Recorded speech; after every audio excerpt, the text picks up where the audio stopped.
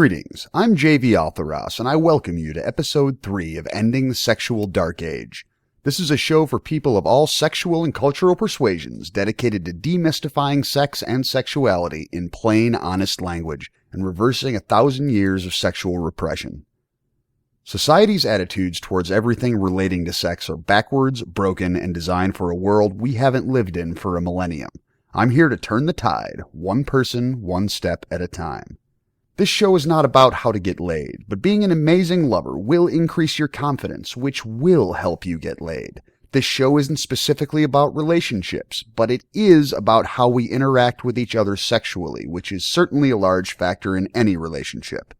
Not surprisingly, better sex will also improve your relationships. If you like what you hear and this is your first time listening, I strongly suggest that you check out episode 1 for an overview of exactly where this show is heading and why. This time out, I'll be talking about one of my favorite topics in the whole wide world, the female orgasm.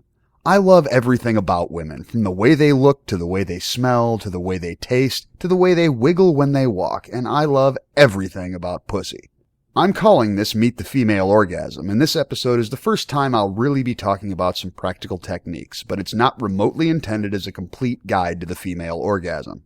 Maybe I'll be willing to say I've covered the topic in 100 episodes or so, but those slippery little devils are simply too complex to even attempt covering in a single podcast. This is more of a prelude to several of the upcoming topics and a chance to get some of the basics out of the way. I mentioned in episode 2 that 75% of women can't climax from penetration alone. No matter the size of your cock or the swang in your thang, 75% of women just aren't going to get off from cock alone. I find it very interesting that those numbers line up so well with the percentage of women who admitted to faking orgasms in their current relationships, according to a recent study, 70%. Captain Obvious thinks there may be some sort of correlation there. It seems a lot of guys have no idea that their dicks aren't getting the job done. You don't have to look far for an apologist article about why women fake orgasms. Most of what I see around the web is written in a tone that tells me that the writers are themselves desperately in need of a good fucking. That might sound sexist or cliche, but I'm dead serious. I mean a good fucking, not whatever half-assed humping they're obviously being subjected to. There are a lot of sex advice pieces written with a really bitchy tone, which totally undermines the writer's credibility. I don't know anyone with a good sex life that's bitter and nasty. In the interest of thoroughness, I'm going to go over the big picture reasons why women fake it, but I need a disclaimer first. Nothing I say regarding why women fake orgasms should be construed as approval. They're not a solution. They're addressing the wrong problem in the wrong way. Fake orgasms are the worst idea anyone has ever had, ever. They're an avoidance of open sexual dialogue with someone you obviously know well enough to fuck, but are somehow unwilling to talk to about how you like to get fucked.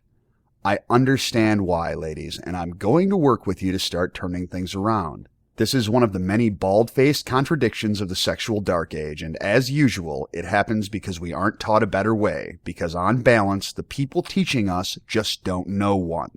To be perfectly honest, you just might have figured this out already. Fake orgasms really annoy me, on a philosophical level. If I were trying to imagine a way to thoroughly and completely cripple a woman's sexual satisfaction, I probably couldn't come up with anything better than getting her to basically lie about what gets her off. The whole concept is so backwards that it offends my obviously delicate sensibilities.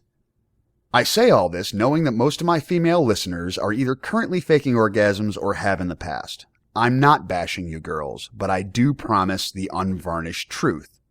You deserve to have fulfilling sex lives just like the rest of us, and you've been indoctrinated with 1,000 years of bullshit.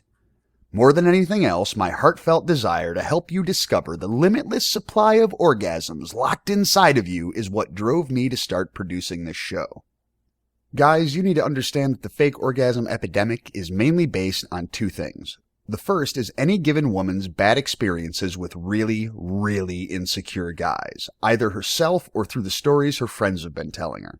For example, there's no reason a woman shouldn't feel free to play with her clit while she's getting fucked, and in a lot of cases, a moderate amount of finger play will be enough to get her off while she's got a cock inside of her, even if she's a woman who normally doesn't come from penetration. Unfortunately, there are guys out there who will damn near curl up in a fetal position if a woman implies that his cock, which she's probably already had to tell him is the biggest one she's ever seen, isn't enough to get her off, no matter how hard he pounds her with it. We've built the cock up to such mythological proportions that some guys are genuinely insulted by the implication that a woman needs more. If you're one of those guys and you're within the sound of my voice, I need you to get the fuck over it as quickly as possible. Really, 5 minutes ago would work great for me. Not only are you fucking up your own sex life and probably depriving your playmates of perfectly deserved orgasms, you're making life more difficult for the rest of us. 75% of women need their clits to get some sort of attention in order for them to climax. Period. Exclamation point. Underline. That's not the result of any deficiency in your cock, it's the result of physiology and evolution. It's not her fault, she can't do anything about it, so don't be a pussy and don't punish her for it. The second aspect of this, which is closely related, revolves around the fact that women are taught one of their primary duties in a relationship is to safeguard the fragile male ego, whatever the cost. They make all manner of bad decisions based on this tired and outdated concept, but in order to shine light in that little corner of the dark age, men need to start showing that they're not fragile. We're not made of glass, and treating us like we are is the equivalent of us thinking you should make less money than a man for doing the same job. It's that aggravating. Yes, men are driven in large part by ego and pride. Sure, we want to hear that we're great lovers, and we want to take you to new realms of sexual pleasure, but only if it's true. We appreciate if you take the time to approach sexual problems in a way that preserves our pride, but we don't want pride at the cost of knowing what's really going on in our own beds. Girls, I need you to understand that the scary, insecure guys are not in the majority. On behalf of the rest of the intergalactic brotherhood of actual men, I'd like to say, I just told them to get over it, so fuck them if they don't listen. Great sex has to be based on honesty, and honest feedback on what works and what doesn't is at the core of that. Assuming that every man needs to be coddled and can't handle being told how to please you means that you're playing to the lowest common denominator, not reaching for the highest. If you do that, you're going to have lowest common denominator sex, which is probably exactly what a lot of you are currently getting, unfortunately. A lack of honest dialogue between sexual partners is the root of most of our sexual issues. The lack of dialogue is supported by fundamental communication issues that revolve around the fact that women and men just plain think differently. It's our nature as humans to understand things within the framework of how we think ourselves. In order to imagine how someone else would deal with any given conflict or issue, we imagine how we would deal with it. This is a great method for speculation in a lot of circumstances, but in intimate relationships it has a lot of problems, because men and women simply don't think the same way. Our approaches to life and problems are completely different, partially because of how evolution has wired us, and partially because of the society we live in. For example, men really don't do all that well with hints. Girls, every time you've ever said something to a guy with the assumption that he would realize you were actually talking about something else that's bothering you, you've probably been disappointed. We take most of the things women tell us at face value, while women often expect us to search for some deeper meaning in everything that they say. When you want to communicate with a man, you need to actually say exactly what you really mean, not something that you think he's going to interpret into what you actually mean. If you're thinking, if I said it like this, it would be like hitting him over the head with a fucking brick, you're about to start doing it right. Women do tend to look for the deeper meaning in what men say and do, which can create a lot of doubt and confusion for them because usually there isn't a deeper meaning. One of the challenges in overcoming this conflict was caused by the half-hearted so-called sexual revolution that we had in the 20th century. Women finally began stepping up and claiming equality in many facets of life. Awesome. I love women, and I love to see them succeed. It's been a process, one that may never be totally complete, and in most ways, it's a great thing. Intellectually, men and women are equals, and in any intellectually driven pursuit, we're on even footing. The sexual revolution last century had some downsides too, though. In a lot of ways, it became more difficult to talk about the ways in which women and men are different. Especially in the beginning, any implication that the sexes weren't both equal and equivalent was totally scorned. My dad tells me about how he stopped opening doors for women that he didn't know because he got sick of getting dirty looks. The prevailing attitude was, "Who the fuck do you think you are? I don't need a man to open doors for me." What had always been the act of a gentleman became an insult. There's a lot less of that kind of thinking these days, but the underlying tone is still creeping around in some ways in some situations. We are different, for fuck's sake. We approach and view the world totally differently, and we interact with it differently. If we can view each other as intellectual and emotional equals who happen to approach life from totally different points of view, then we can get somewhere together. That's one of the things I'll be asking from all of you as this show moves forward. Great sex requires equal footing, but it also requires intelligent and healthy debate and understanding of the ways that men and women differ. A lot of confusion on the male side of the fence comes from the fact that women tend to ask for little white lies. Girls, if you've ever asked a man if you look fat in some outfit that you know damn well makes you look fat, you were asking for a lie. In your mind, it just might be code for, "Do you find me attractive?" But remember that we don't put what you say through a code breaker. On the whole, that leaves men with the lesson that there are times when we're supposed to lie to you. Since very few of us have actually developed telepathy, that presents us with something of a sweeping problem. Because when you ask certain questions, we're forced to wonder if you're asking for the truth or asking to be placated. I'm not expecting you to stop doing this because I recognize that in most cases it's instinctive, but I do ask that you realize how much it confuses us and that you keep that in mind next time it frustrates you. To make the faking situation even worse, there are so-called experts who imply that it's okay for women to fake orgasms. It's somehow what they're supposed to do because talking about your own lack of satisfaction in your sex life can hurt your sex life due to the fragile male ego. This is especially short-sighted bullshit. What exactly are you protecting in this scenario? A sex life that doesn't actually get you off? Yes, I'm going to buy a car that doesn't start. I'm going to buy some food that's fucking spoiled. What the fuck is the intention behind this concept? Yes, by all means, we'll maintain the status quo in that situation because obviously it's been working so well so far. I ran across an article the other day that's a little something of a poster child for the sexual dark age. If you Google the phrase, "Why Women Fake Orgasms," the first article that comes up is a piece on a site called Associated Content written by a woman named Eliana Cohen. Go ahead and check out the article later if you're motivated. It's a perfect example of an obviously bitter person who's decided to vent her own frustrations by bashing men in a public forum. This particular piece basically embodies everything I've been saying about the counterproductive nature of sexual attitudes and sex advice resources.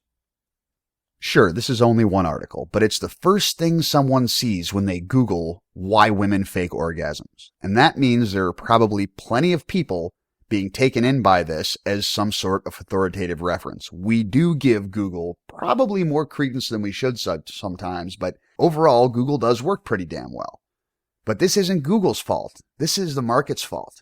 This is the fault of the internet. Although the article is pretty much dipped in venom, it accurately touches on several specific circumstances in which women might fake it. Some of the others listed are pretty much bullshit grandstanding. I bet you can figure out which are which by yourself, and if you can't, email me. I'll recap in the next episode for you. Reading through all the comments will give you a good cross-section of the broken sexual attitudes rampant in the Western world. The biggest thing women need to understand about the easily searched horror stories regarding the truth coming out about faking it in a relationship and the subsequent shriveling of some women's sex lives is that it wasn't the fragile male ego that really caused the disaster, except maybe to the extent that the woman's concern for the supposedly fragile male ego is what caused her to start faking orgasms in the first place. From the man's point of view, it was the lies. The guy's ego didn't get crushed because he wasn't giving his woman orgasms. His trust in her was crushed because she lied to him for an extended period of time and let him think that he was rocking her world. Miss Cohen's example of why talking about it isn't a good idea is based on a friend of hers that brought the topic up with her husband in exactly the wrong way, then uses the evaporation of her friend's sex life to support her conclusion. It's completely flawed logic.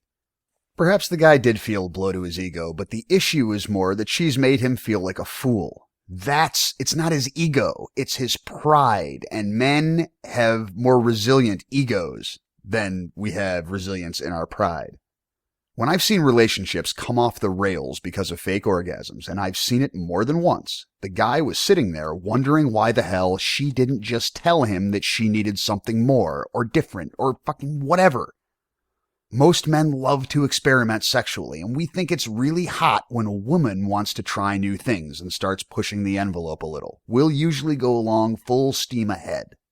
Unfortunately, the sexual dark age has women believing that if they show sexual assertiveness, they're somehow shaming themselves. And I'll be talking about the shame game sometime very, very soon.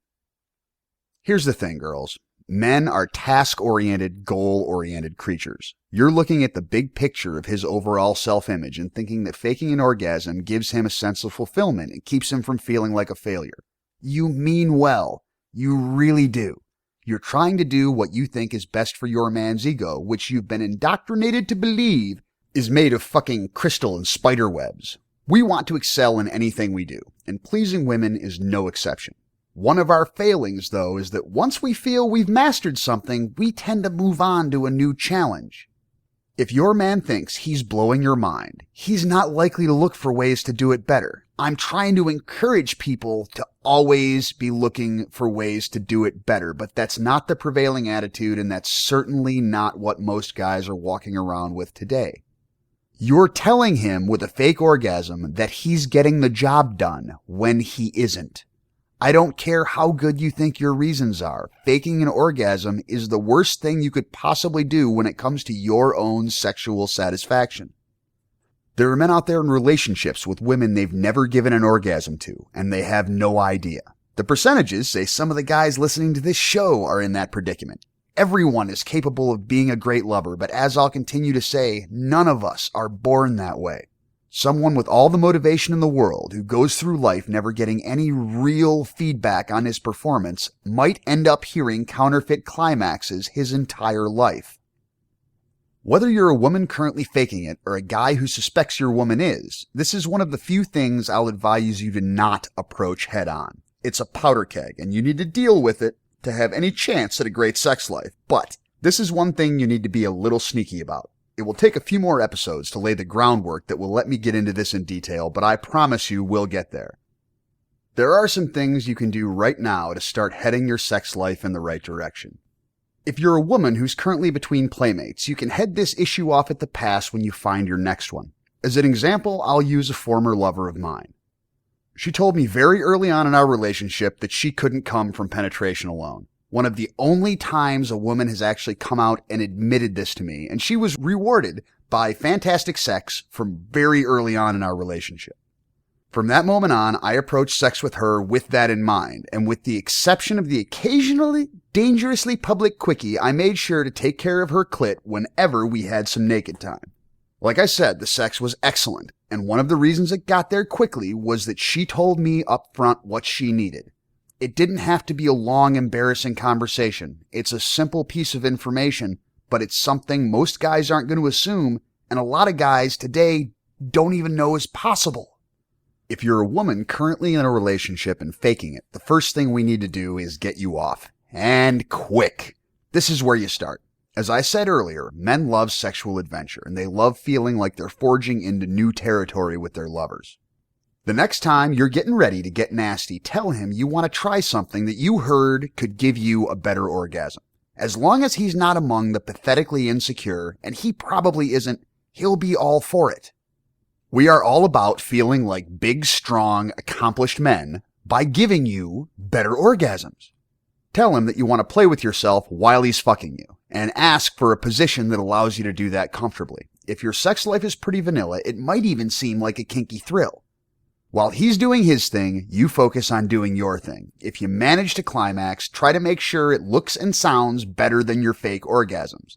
Even if you don't climax the first time you try this, it will subconsciously draw his attention to playing with your clit during sex. Humans are eminently trainable. You're telling the truth about just hearing something that might give you a better orgasm because you heard it here, and you can do this without telling him that you've been faking it. He's instinctively going to go along with something that will make sex better for you. Hell, even if you aren't faking it and you haven't done this before, you should give it a whirl. As always, you can never run out of better when it comes to sex. For all the guys, especially those who think their woman might be faking it, just reverse the scenario. Tell her you heard something that might make sex better for her and either play with her clit during sex or get her to do it. Some women are extremely self-conscious about playing with themselves in front of men.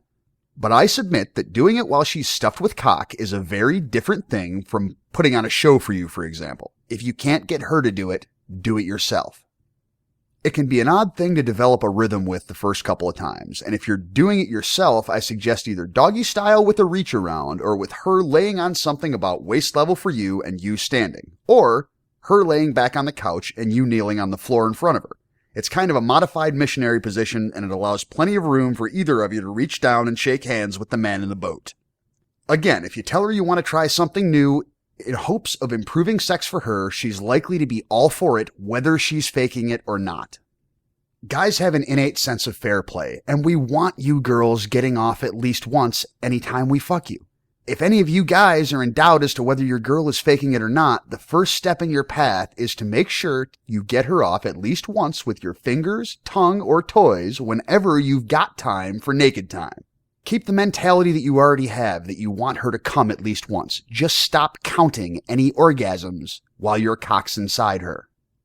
I've always promoted going down early and often, and I've never counted vaginal orgasms. I was licking pussy before I ever got my cock inside of one, and in my opinion, it's one of the cornerstones of outstanding sex, which I'll remind you revolves around the female orgasm. Women aren't likely to fake orgasms while your hands and tongue are doing the work, as long as you take your time. Since too rough with a clit is a very subjective standard, from one woman to the next, when in doubt, hang towards gentle. If your girl can climax from penetration, then you're giving her a bonus orgasm every time you fuck, which also works out well for everyone in the long run. In fact, most of the principles of great sex are win-win propositions. If you're trying clitoral stimulation during sex and you come before she does, if you're not using condoms, keep your cock inside her while your fingers finish getting her off. It will be unbelievably hot for her to have you staying on the job even after you blow your load, and it will start changing the tone of your sex life for the better. Baby steps, one at a time. There are also a lot of women who honestly believe that either they can't have an orgasm or that they can only come through masturbation. Basically, that for whatever reason, it's just impossible for a man to give them an orgasm.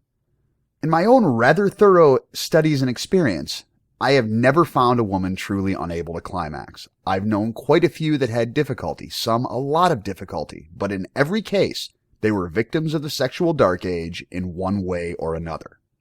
Guys, you need to understand that there are a lot of women out there faking it because they honestly believe that a man can't give them an orgasm. It doesn't mean that they don't love you if they're faking orgasms. Sometimes they just end up so fucked up and so fucked over by their sexual experience that they think that that's just the way things are and that they're like that for everyone or almost everyone. In most of these cases, the woman's been unlucky enough to make it through however many guys she's had without finding a single one that knew his dick from a fucking pool cue. Our total lack of practical sexual education means a lot of people are running around having lousy sex without even realizing that it can be fucking great. From the your mileage may vary department, I think it's important to refer to the law of randomness as it applies to the human body. Just like some people are ticklish, but only in some places, our bodies are all a little different. Women have varying levels of sensitivity in and around their pussies, and those with a less sensitive clit are going to have a harder time getting off, no matter the stimulation. As an example, I had an old friend who was also an accomplished slut. And by slut, I mean sexually liberated and uncommonly twisted. We were both quite dominant, so while we always had a great time talking sex, there wasn't a lot of sexual chemistry per se between us. We both preferred submissives and really enjoyed having a peer to swap stories with. She loved sex and had plenty of it, and she could get herself off without a problem, but at the time there had only been one guy who'd given her an orgasm despite her willingness to shop around for them. I, of course, as an enthusiastic young cocksmith, regularly told her that I'd have no problem getting that job done if she'd just get around to asking me for it, and that was a long-term source of entertaining banter, until one day During a dry spell, she decided to take me up on the offer.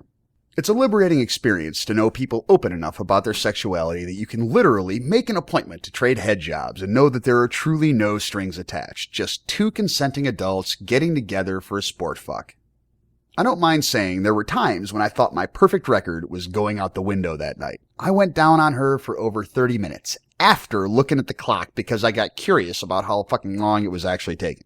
She was into it. She was having a great time, but I couldn't quite get her off. I tried every trick, every slick slip of the tongue that I knew. And finally, just on a whim, I had to resort to painting the fence, which is what ended up finally doing the trick. By the time I was done, my neck was half tweaked, my jaw felt like it was about to fall off. But the point is that I went down there to do a job, and I was not coming up for air until that fucking job was done. I had to try every trick I knew and listen constantly for a sigh, a moan, a whimper to let me discern what was working and what wasn't. By simple virtue of persistence and attention to detail, I became the second guy ever to give her an orgasm. I've given her shit about this periodically over the years when we've ended up hanging out. That the secret recipe for getting her off ended up being painting the fucking fence like an amateur. But she's always said, and I believe it, painting the fence wouldn't have done shit if I hadn't pulled every single trick I knew beforehand. Well, I think that's quite enough time spent on fake orgasms, and as always, give me a shout if there's something that you're left wondering about. On to the fun stuff. The phrase giving an orgasm is actually something of a misnomer, since, especially with women, it's more like teasing it out of them. I use the phrase, and I'll continue to, but the purist in me just has to make the distinction. A good orgasm will leave a woman woozy, convulsing, and just generally speechless. It's a beautiful thing, and it's one of my absolute favorite sights in all the world. There's a truly pure beauty on a woman's face when she is in the throes of absolute ecstasy.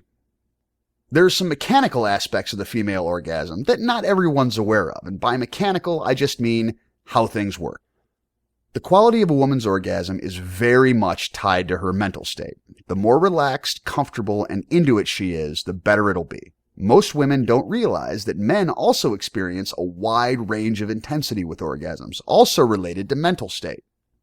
In short, the more into it you are, the better it is for us. There's one of those win-win situations again. Think of a woman's orgasm as a balloon that bursts if you fill it up too quickly. Distractions and negativity will tend to take air out of the balloon. The more you're willing to take your time, you fill it up slowly while you're playing with various parts of her body, the better the resulting climax will be. It's not necessarily easy for guys to grab onto this because it's very opposite to the way that guys experience orgasms. Yes, fucking feels good the whole time, but when we actually come, it's a fast build-up to an intense sensation that lasts around 7 to 10 seconds. Strictly speaking, the physical pleasure isn't really intense for most of the experience. And if I had to, throw random numbers on it, I'd say the orgasm is probably 10, 15 times as intense, as powerful, at least, as the pleasure building up to it. This actually works out fine because when we're doing our part, that leaves us plenty of mental headroom to pay attention to what's going on with our playmates. Women experience more profound physical sensations all around. While their physical pleasure is dependent on emotional state, they do have a more profound physical reaction. Their build-up tends to take longer and their orgasms tend to last longer. I will go to my grave jealous of multiple orgasms. If I could have a pussy for a day, I wouldn't leave the house. One surefire way to help women come harder is a technique referred to in BDSM as orgasm denial. Now that sounds like something mean, but it's not. It's a method of manipulating the female orgasm to make it more intense. You'll see in the upcoming episodes that I'll be talking about many aspects of BDSM as they can be used to improve anyone's sex life. Dedicated players in the lifestyle tend to take everything we do right to the edge, but most of the underlying concepts and practices do apply to good sex in general. You don't necessarily have to take it as far as the kinksters do to learn the lesson and use the information to improve your own life. Orgasm denial is the practice of getting a woman close to climax, generally with a toy or by going down on her, and then stopping before she gets there, denying her the orgasm. You then spend a little time paying attention to the rest of her body, maybe kissing the inside of her thighs, to playing with her nipples, to gently caressing her belly, to kneeling over her and kissing her with your cock pressing into her thigh. Something continuously sensual without direct clitoral stimulation. Again, you are never in a hurry. After a little pleasant distraction, you turn your attention back to her clit and get her close to climax again, and then deny it again. Rinse and repeat as your instincts might dictate. But for your first try, it should probably only be about 3 or 4 cycles. Another very similar method is to keep stimulating the clit and periodically use a little pain to back her down off the climax. I'm not talking agony here, but for some women, a firm but gentle squeeze of the nipples while you stop clit stimulation for 5-10 seconds works wonders. Think of pain and pleasure receptors as the same nerves and the same impulses interpreted in different ways by the brain. There's a very fine line between them, and a little pain can very often feed pleasure. Remember the balloon. Each time you get her close, you're filling it up a little bit more. But since you're doing it slowly, it just keeps getting bigger and bigger and bigger in stages without bursting. You're literally and tangibly building up sexual tension, all of which will be released at once in the eventual climax. You might not get them on your first attempts, but with a little practice, orgasm denial is likely to produce a nice little chain of multiple orgasms. This is essentially teasing, which is another word for taking your time, as long as you deliver eventually. The fact that you're taking so much time focusing just on her needs will yield its own rewards as well. The great news with orgasm denial is that women can use it in masturbation too. It takes a little personal discipline, obviously, but the method is basically the same. Work yourself up close, then hands off the man in the boat. Let your own hands feel your body like the hands of the lover in your fantasies. Try squeezing your nipples a little bit just to make them hurt, just a little. Then go back to playing with your clit. Repeat the cycle 3 or 4 times, then hang on for a bone-rattling orgasm. If you decide to try pinching your nipples and it works out well for you, then I'll congratulate you ladies on enjoying the tiniest little taste of sadomasochism, which is a ridiculously misunderstood topic that we will spend some more time on in the future. This brings me to our first ever homework assignment for those of you who might be interested in literally playing along at home. Any homework I offer you will be aimed at helping you take one specific step towards a healthier, more sexual life. In an attempt to make this show a little bit more of a group thing for all of us, every assignment will have its own post in the homework category of sexualdarkage.com. I encourage you, fuck that, I dare you to do any homework that applies to you and then post in the comments section of the appropriate blog post, just saying that you did it and sharing anything that you'd like to about how it worked out for you. This is a chance to look at your own sexuality right in the eye, while still remaining completely anonymous if you choose, and to help others find the confidence that you're already starting to develop. I moderate all anonymous comments, so it might take a minute for them to appear, but you can always post on the website without registering or giving an email address if you prefer.